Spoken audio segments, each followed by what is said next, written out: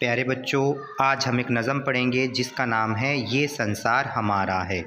امرت بادل بن کے اٹھے ہیں، پربت سے ٹکرائیں گے، کھیتوں کی ہریالی بن کر چھب اپنی دکھلائیں گے،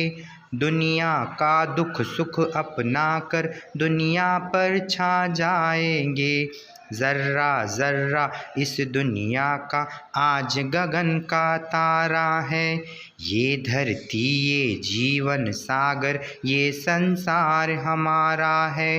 دکھ کے بندھن کٹ جائیں گے، سکھ کا سندیسا آئے گا،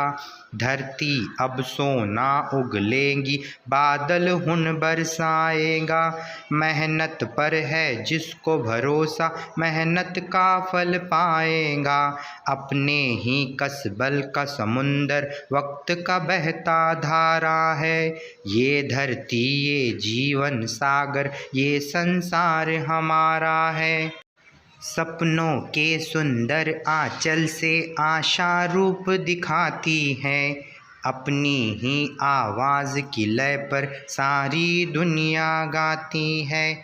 آج ہماری آوازوں میں بجلی سی لہراتی ہے،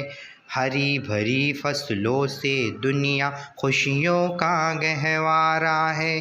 یہ دھرتی یہ جیون ساگر یہ سنسار ہمارا ہے۔